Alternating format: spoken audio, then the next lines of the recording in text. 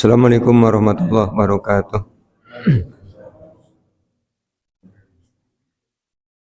Innal hamdalillah nahmadu wa nasta'inu wa nastaghfiruh.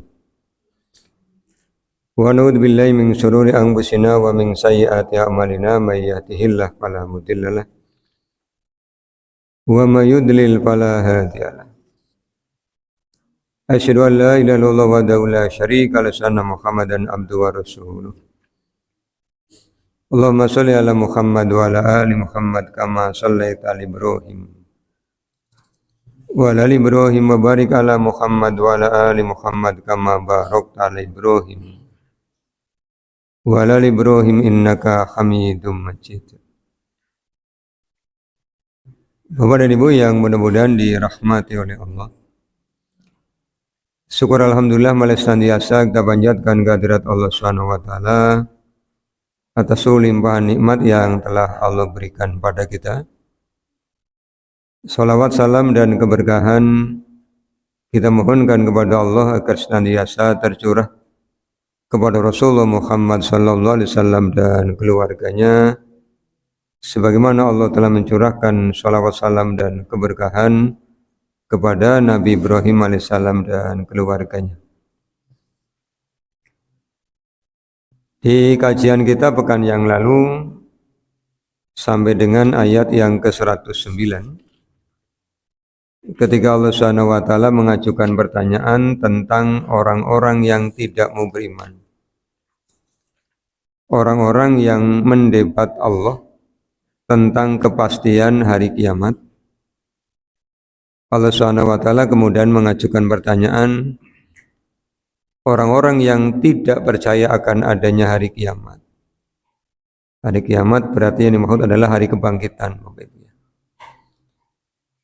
Dari kata summa nufiha fihi ukhra fa idzahum qiyamun yanzurun. Surah Al-Zumar ayatnya 68. Karena sejak dakwahnya Nabi Nuh alaihissalam sampai dengan dakwahnya Rasulullah sallallahu alaihi wasallam, yang tidak diimani oleh orang-orang yang mendapati dakwahnya para nabi dan rasul itu adalah tentang hari kiamat, atau disebut juga dengan hari kebangkitan. Oleh Allah dipertanyakan sikap mereka kalau mereka tidak mengimani hari kebangkitan. Kalau peristiwanya nanti terjadi, siapa yang akan mereka mintai pertolongan? Itu di penghujung 109 dari surah An-Nisa. Pagi hari ini kita akan mengkaji ayat 110 sampai dengan 113. Di 110 Allah Subhanahu wa taala telah berfirman, A'udzubillahi minasyaitonirrajim. Bismillahirrahmanirrahim. Wa may ya'mal su'an aw yadlim nafsahu summa yastaghfirillaha yajidillaha ghafurur rahim. Waman, dan siapa saja ya'mal yang mengerjakan su'an, keburukan, atau yadlim nafsahu, menganiaya dirinya, summa kemudian yastaghfirillaha, ia meminta ampunan kepada Allah, yajidillah, dia akan mendapati Allah ghafurur rahim, Maha Pengampun lagi Maha Penyayang. Di ayat ke-110 Allah Subhanahu wa taala menyampaikan tentang potensi-potensi yang akan terjadi pada diri kita manusia. Karena Allah Subhanahu wa taala di dalam Al-Qur'an surah As-Sam was-samsi waduhaha menerangkan bahwa kita manusia itu punya potensi untuk berbuat dosa. Falhamaha fujuruha. Kita pun punya potensi untuk berbuat baik. Fujuruha wa taqwaha. Jadi punya potensi untuk berbuat buruk, juga punya potensi untuk bertakwa. Potensi untuk berbuat buruk ini nanti apakah mendapatkan persetujuan dari hati dan pikirannya atau tidak. Karena potensinya ada pada jiwa kita masing-masing. Sudah pernah saya terangkan bahwa jiwa kita itu punya kecenderungan untuk melakukan keburukan. Yang Allah terangkan di juz 13 surah Yusuf itu. Allah mengabadikan pernyataannya Nabi Yusuf alaihissalam ketika beliau digoda oleh Zulaikha. Zulaikha menginginkan, Yusuf juga menginginkan. Tapi Allah mencegah agar perbuatan buruk itu tidak terjadi. Maka Nabi Yusuf menyampaikan pernyataan, "Wa ma ubarri'u nafsi, innan nafsa la'ammaratun bisu'i illa ma rahima rabbi." Dan tidaklah aku bisa berlepas diri dari dorongan jiwaku. Dan dorongan jiwa itu senantiasa mengarah kepada keburukan, kecuali yang dirahmati oleh Tuhanku.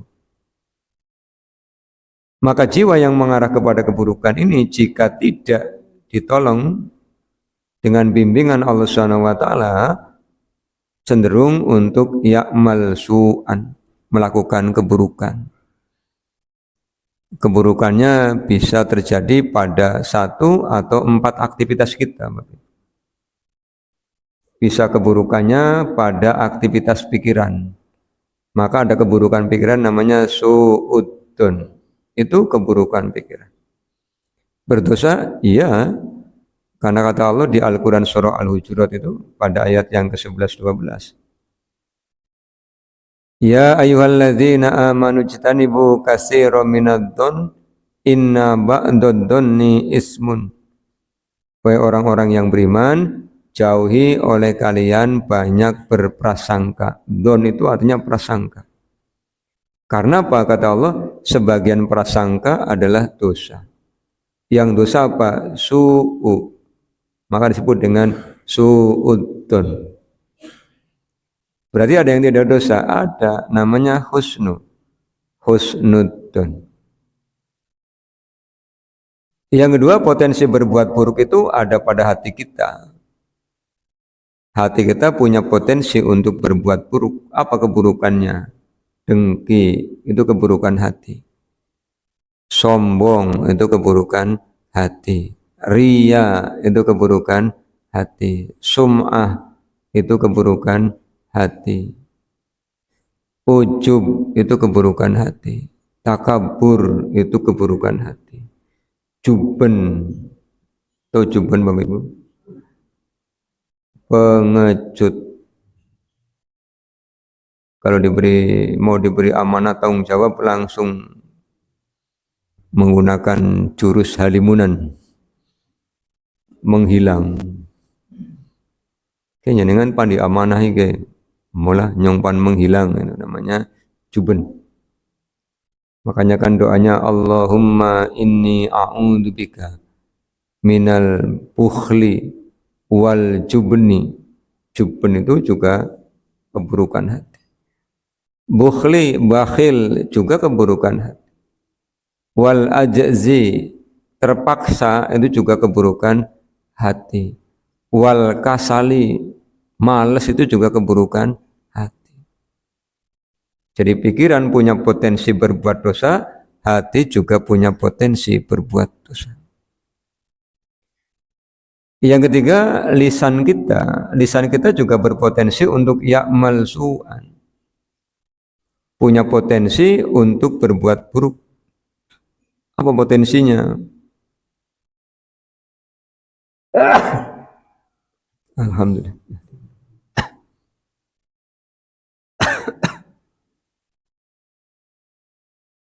Potensinya lisan untuk berbuat dosa itu seperti yang Allah gambarkan di Al-Humazah. Mengumpat ya. Mengumpat itu potensinya lisan untuk berbuat dosa. Maka oleh Allah Subhanahu wa taala disebut dengan wail. Wailul likulli humazatil lumazah. Mengumpat itu dosanya mulut. Naik motor ngebut, tahu-tahu ada orang nyebrang, itu biasanya refleks. Kadang-kadang anggota kebun binatang ya Bapak. pada pating pencolot. Tapi kalau masih mampu mengendalikan diri, yang keluar biasanya istighfar. Astagfirullah, bocah nyabrang oleh lenggak-lenggok. Atau kadang astagfirullah, kucing nyabrang ayam nemen, ya kucing. Atau kalau di kampung ayam ya Pak. Ayam itu kadang-kadang di pinggir, kalau ada motor lewat dadak nyabrang. Memang mereka kan tidak pernah sekolah ya Pak, jadi tidak tahu etika di dalam bernyebrang.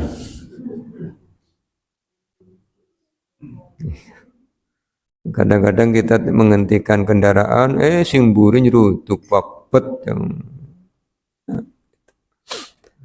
mengumpat mencela itu dosanya mulut. Ghibah, gosip itu dosanya mulut. Di dalam kitab Riyadhus Shalihin pada bab larangan menggunjing, mendengarkan gunjingan, Rasulullah SAW bercerita ketika Mi'raj diperlihatkan kepada beliau orang-orang yang mencakar wajahnya sendiri dengan kuku dari tembaga dan mencakar dadanya sendiri. Rasul bertanya kepada Jibril, itu orang kenapa? Jawabannya Jibril, itu orang memakan bangkai saudaranya. Memakan bangkai saudaranya di Al-Hujurat ayat 12. Itu adalah orang yang yagtabba tu kumba tu, orang yang menggibah. Kata Allah Subhanahu wa taala kan ayawaddu ahadukum ayyakula lahma ahi maitan fakarihtum. Apa kalian mau makan bangkai saudara kalian yang sudah mati? Itu dosanya lisan. Kemudian fitnah ya. Namimah, adu domba itu juga dosanya lisan. Kalau bahasa sekarangnya buzzer. Fitnah sana, fitnah sini, menyebarkan berita hoax. Itu juga dosanya lisan. Walaupun sekarang diganti dosanya tulisan. Karena yang sekarang posting jentiknya. Kemudian mengeluh tanpa tujuan mencari solusi. Kita boleh mengeluh, boleh kalau dalam rangka mencari solusi. Pak Ibu kalau sakit kan ke dokter ya. Kenapa ke dokter? Bentuk tawakal. Nanti kan dokternya tanya, yang dirasa apa Pak? Jangan jawab, aku ndak boleh ngeluh dokter. Nah terus dokter tahunya dari mana nanti penyakit? Boleh ngeluh. Ini kepala sakit. Mulai kapan?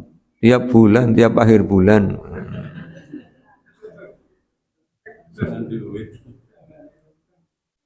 Angsurannya apa aja? Ini. Oh tetap bukan penyakit. Beban pikiran. Kebanyakan ngangsur kan. Kebanyakan mencicil ya Pak. Orang mencicil malah mencicil. Iya, angsuran semua dokter. Apa aja, rumah ngangsur, motor ngangsur, mobil ngangsur. Terus ya gajinya malah ya bener mumet akhirnya. Itu namanya kebanyakan mencicil ya. Jadi boleh ngeluh Bapak Ibu ya. Termasuk ada pertanyaan gibah haram, tapi ada yang dibolehkan. Ketika gibahnya dalam rangka mencari solusi. Istri nih pengen mendapatkan solusi dari orang yang dipercaya, dia datang.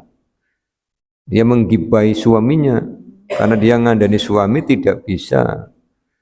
Nah, minta bantuan orang yang dihormati oleh suami, kan harus diceritain.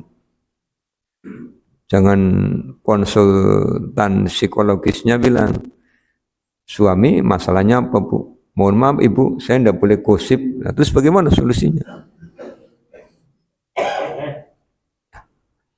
Jadi haram iya, tapi ada yang dikecualikan. Itu dosanya lisan. Kemudian dosanya anggota badan. Mata ada dosanya, ada.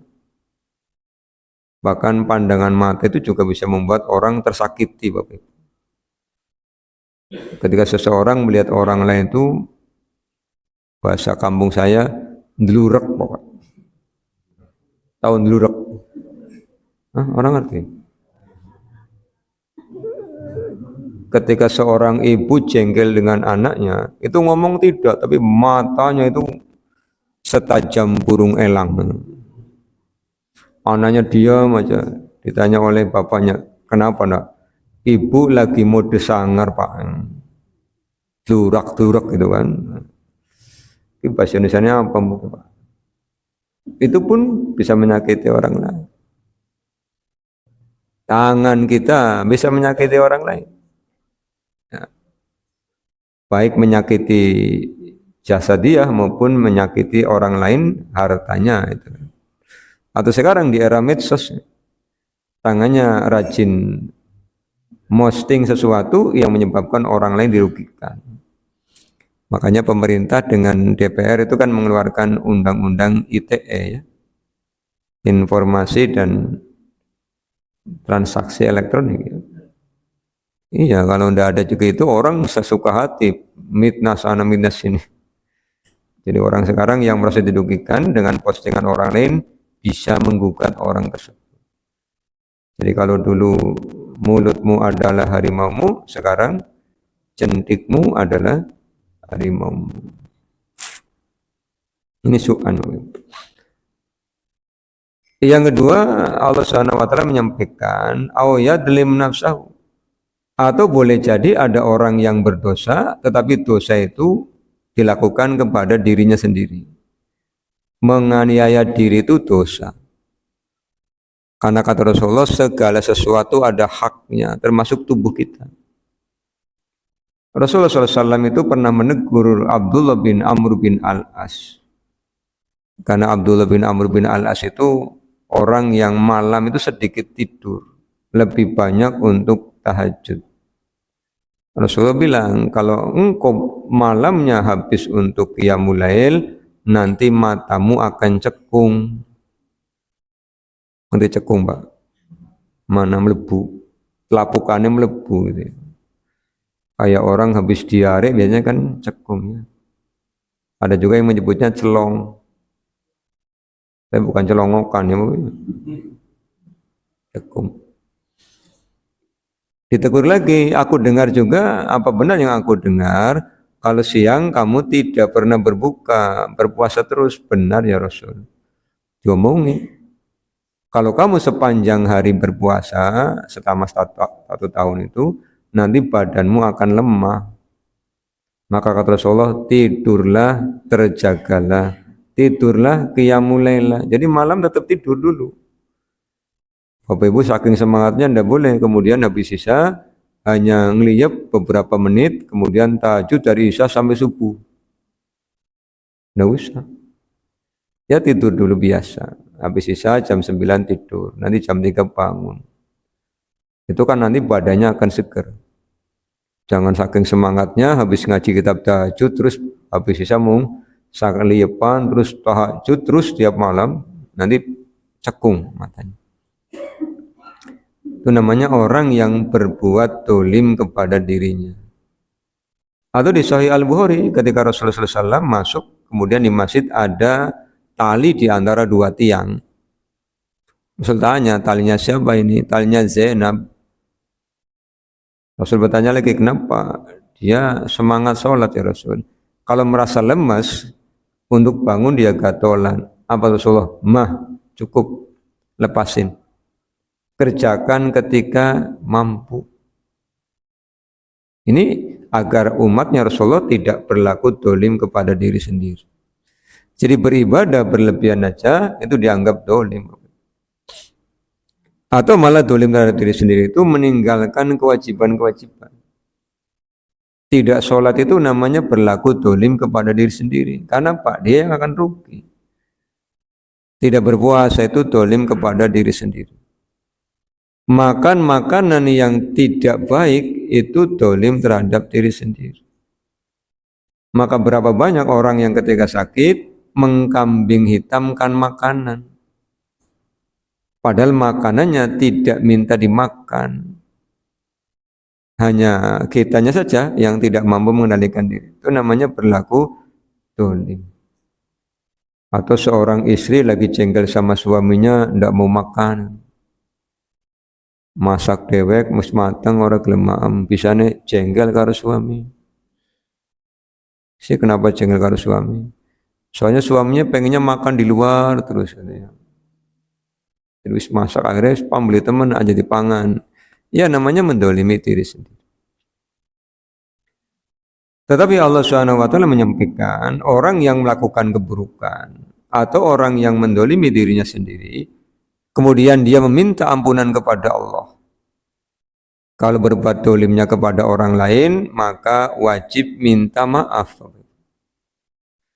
Kemarin ada yang tanya begini, Ustaz, bagaimana kalau pernah menggosipkan seseorang, apakah cukup minta ampun, harus mendatangi orang yang digosipkan? Angger ngomong kayaknya jengkel ya. Ya daripada nanti ketemu di akhirat, lebih baik sekarang. Supaya tidak jengkel ya dikasih pengantar dulu. Ibu, jenengan itu saya amati rajin ngaji. Saya kok baca di surah Al-A'raf 199 ada perintah khudil afwa, jadilah pemaaf. Berarti kalau ada orang sudah ngaji tidak mengamalkan ayat ini, dosa. Iya, orang itu harus jadi pemaaf. Iya, saya kesini mau minta maaf. Wih, dalam rangka apa? Wingi bareng gosip penjenengan. Orang tak maaf pernah, lah ibu melanggar Al-A'raf 199.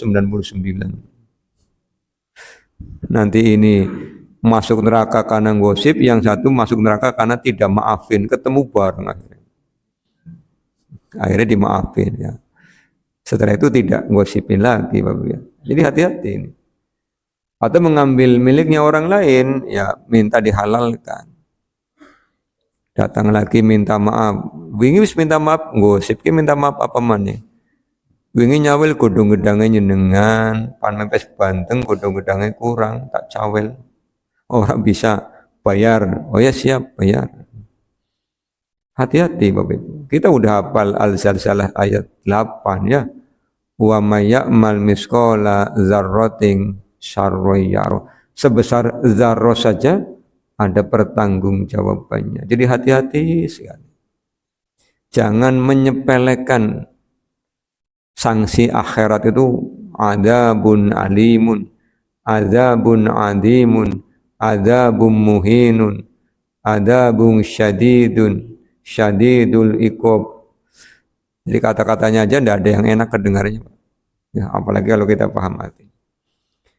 Kalau kita datang kepada Allah, kata Allah, Allah Maha Pengampun lagi Maha Penyayang. 111. Waman dan siapa saja yaksib berbuat isman dosa, fa innama maka sesungguhnya yaksibu perbuatannya ala nafsihi akan kembali kepada dirinya. Ini sama dengan yang Allah terangkan di Al-Quran surah An-Najm 38. Bahwa tiap-tiap orang itu nanti akan menggendong dosanya masing-masing. Tapi ada hadis yang kemudian memunculkan beberapa pendapat Bapak Ibu ya, tentang meratap. Tentang meratap ya. Rasulullah SAW itu melarang orang-orang muslim kalau ada yang meninggal dunia maka keluarganya dilarang meratap. Karena banyak jenazah itu disiksa karena ratapan keluarganya. Kalau Bapak Ibu pahami dengan ayat ini yang meratap yang hidup kok yang disiksa yang mati, itu hubungannya apa Pak? Hadisnya sahih itu dalam Sahih Al-Bukhari pada Kitabul Janaiz. Maka Ibnu Hajar Al-Asqalani dalam Syarah Fathul Bari menyampaikan penjelasan. Satu, kenapa si mayit ini disiksa karena ratapan keluarganya? Sebab di era jahiliyah itu orang-orang yang berharta, orang-orang yang berada, Kalau merasakan tanda-tanda kematian, maka dia berpesan keluarganya.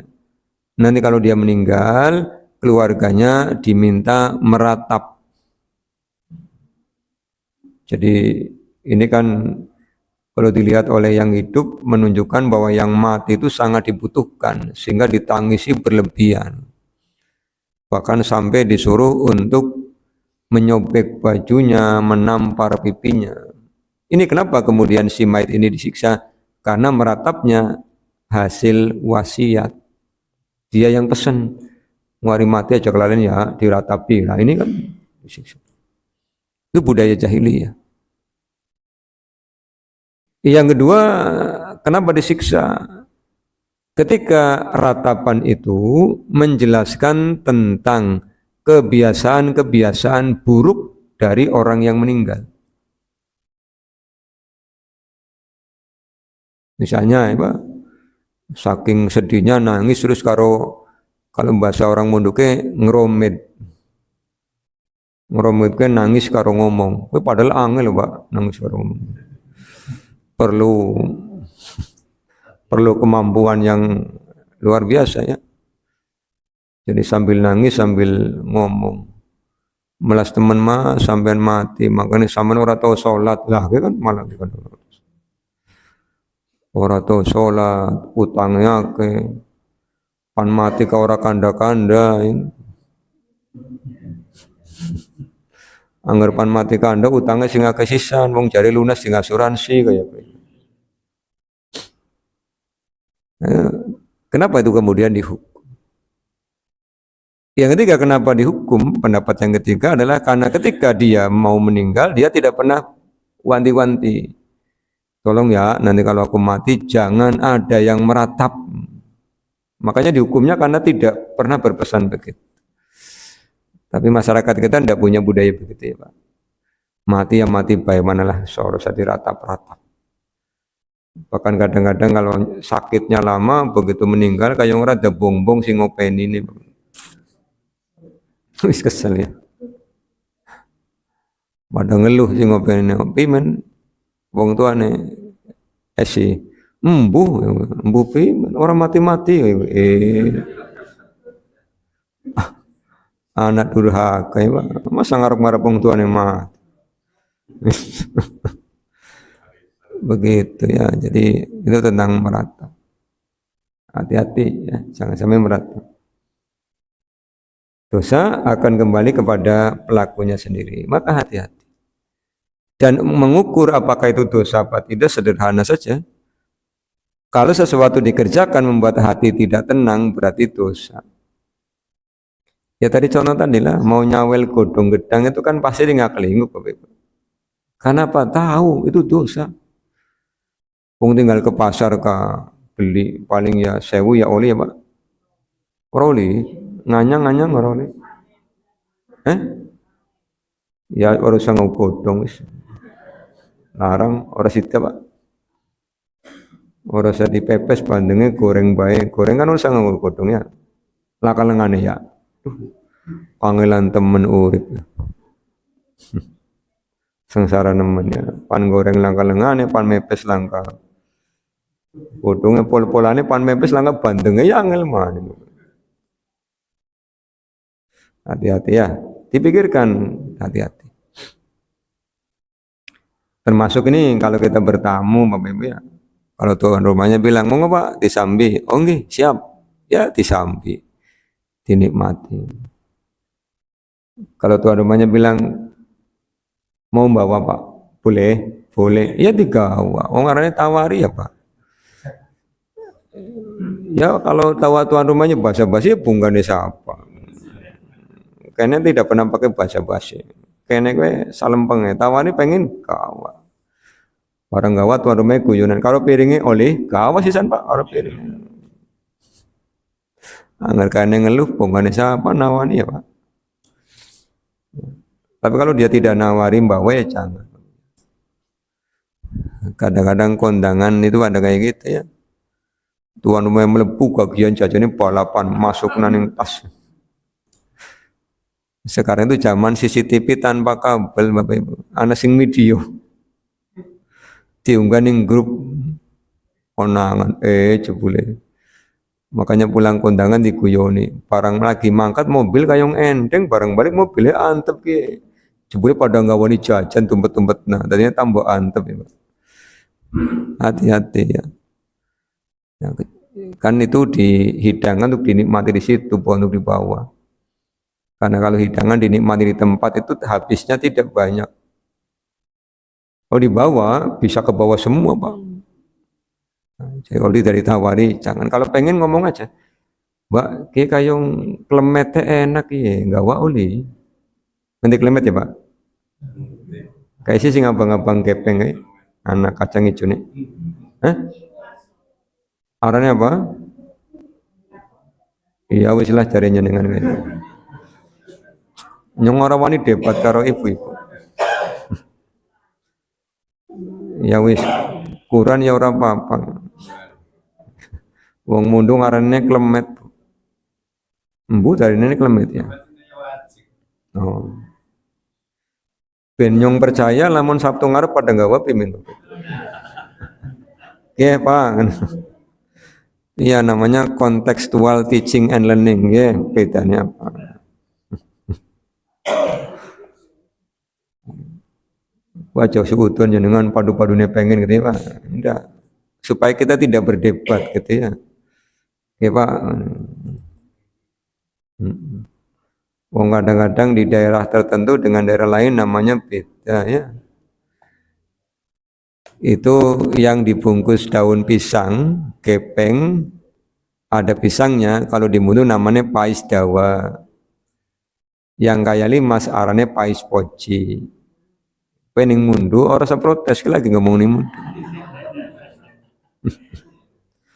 Bukan yang kene arane pipis ya monggo, bukan yang kene arane nagasari ya monggo.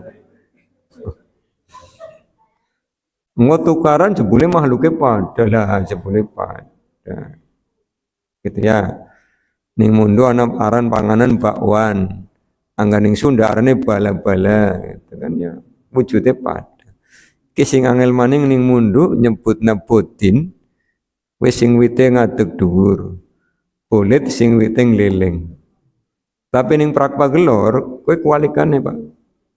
Dadi angger botin kowe sing wite ngleleng, angger sing ngadeg arane bolet. Mulane pas pertama tugas sana, nyong urusan karo murid ya. Kalian tahu botin, tahu Pak. Pohonnya kayak apa? Yang merambat. Kue bolet, kue botin Pak. Bolet, botin, bolet, botin. Karena iya. Di kita nyebutnya ayam, di Semarang nyebutnya pitik. Ibu, Bapak, Mas, dari ngersake nopo iwak pitik, nyong kedro Pak, kan iwak pitik. Jebule ayam, gitu kan ya. Itu kan ya budaya daerah kita menghormati. Jangan sampai kita datang ke suatu daerah, kita memaksakan pemahaman kita.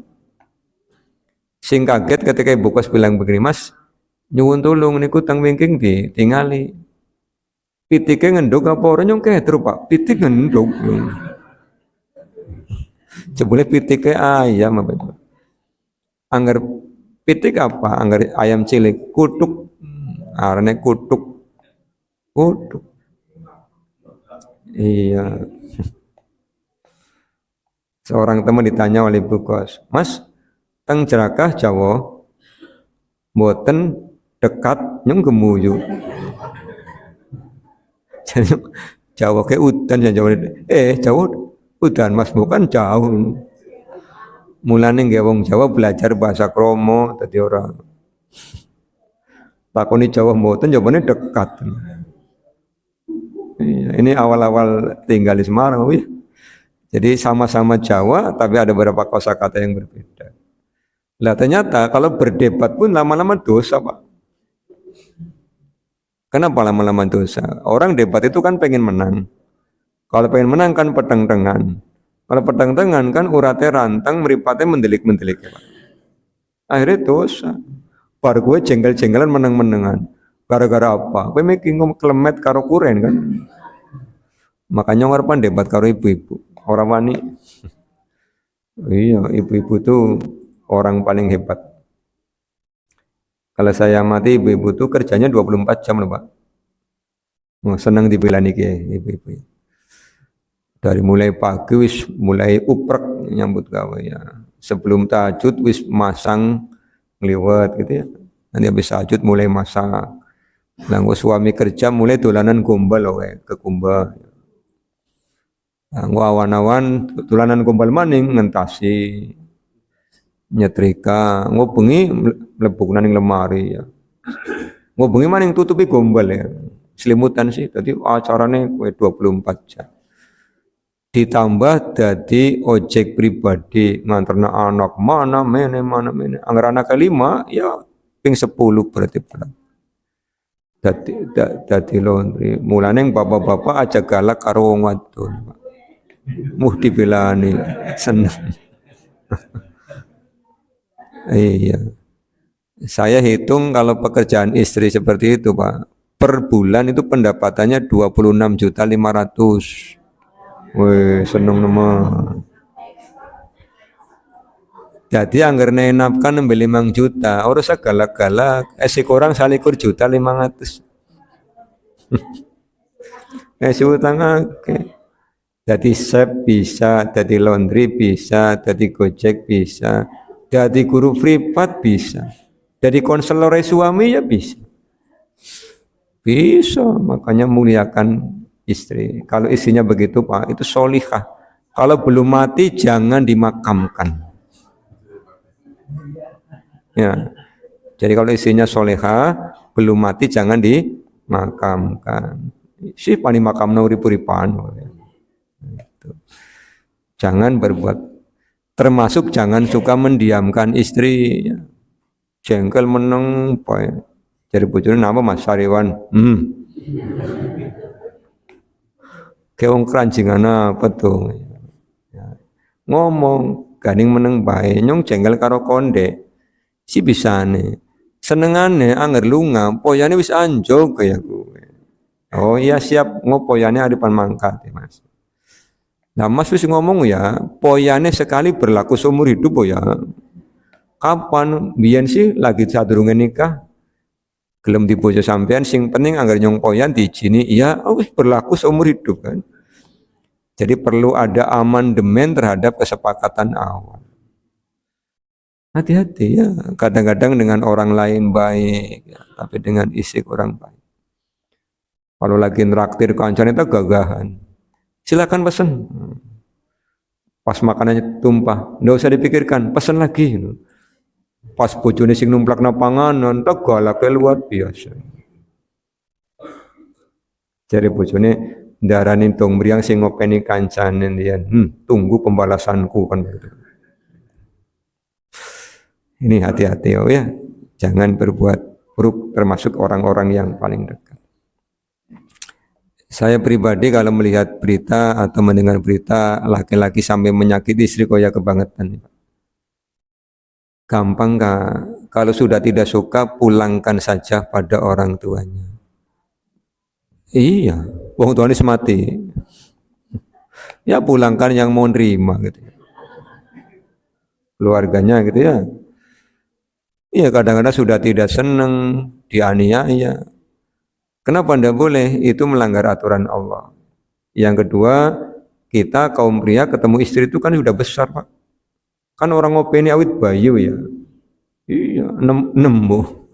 Tutu nemu ya Bu, ketemu ya. Nemu kayak ngeletak kendala. Ketemunya udah dewasa, udah sarjana, udah pinter apa. Terus kok berbuat dolim, itu namanya tidak berperasaan. Jadi hati-hati sekali karena akan kembali kepada diri kita. Cinta pesan ini bapak-bapak, ibu-ibu rasa tak pesannya. Ibu-ibu jarang menganiaya suami, tapi yang meneng kita sering ibu-ibu. Iya Bu. Pengen jengkel langsung ngomong wak kayak gitu. Langsung tausiah. Iya, ngomongnya karo ngumbai piring bojone ning mburi. Ngomongnya terus bojone selunga mangkat kerja sih ngomong. Mau barang balik biasa sih Mas. Ketika nyamik sampean lunga. Dari sing lanangnya daripada anak setan yang suka lunga boleh. Pantukaran isin, anak-anak ngerti. Jangan sampai suami jengkel, istri jengkel, tukaran ngomong kabeh, akhirnya anak-anak dengar kan begitu.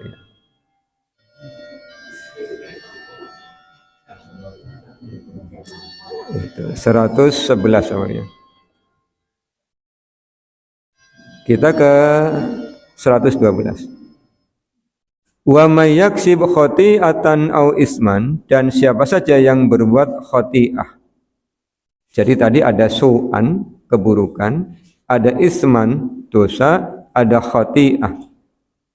Khati'ah itu keburukan karena ketidaksengajaan. Khoto. Rabbana la tu'akhidna inna sina au akhtana. Kalau su'an itu keburukan yang orangnya tahu itu buruk, Bapak Ibu.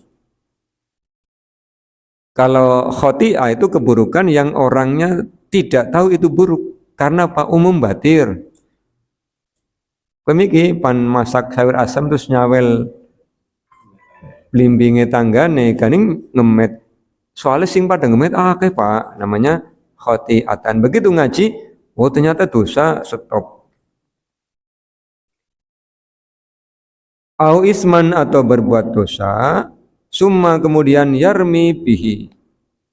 Yarmi itu melemparkan tuduhan. Jadi kayak anak-anak sekolah. Bisa ning bolos Mas. Aku diajak Pak. Wong 5 anak ditanya A, kenapa bolos diajak B? B diajak C diajak D diajak E diajak A. Lah keprimen muter-muter kabeh. Ini namanya sudah berbuat buruk, kemudian yarmi, melemparkan tuduhan kepada yang lain. Tujuannya apa? Barian, dia ingin berlepas diri dari hukuman. Yang seperti ini dosanya akan ditambah oleh Allah. Faqad maka sungguh ihtamala, dia akan memikul buhtanan, dosa kebohongan. Wa isman, dan dosanya sendiri mubinan, yang nyata. Inilah hikmahnya kenapa nanti di akhirat Allah tidak mengizinkan mulut itu untuk menjawab. Karena nanti begitu Pak, nanti akan menyalahkan pihak lain. Bisa ning ora salat, tanggane nyong ora ngajak Pak, ya kowe jawabannya. Tapi nanti oleh Allah kan tidak ditanya mulutnya kan, yang ditanyakan telinganya. Telinganya dengar adzan, dengar. Matanya lihat orang pada ke masjid, lihat. Sudah tidak bisa ngelak. Makanya mulutnya akan dikunci ya. Al-yawma nahtimu ala afwahihim wa tukallimuna aydihim wa tashhadu arjuluhum bima kanu yaksibun. Bapak dan Ibu yang mudah-mudahan dirahmati oleh Allah, sampai 112 dulu ya. 13-nya tidak jadi. Keklalen biasanya ngileng jamnya ora katon ya berarti.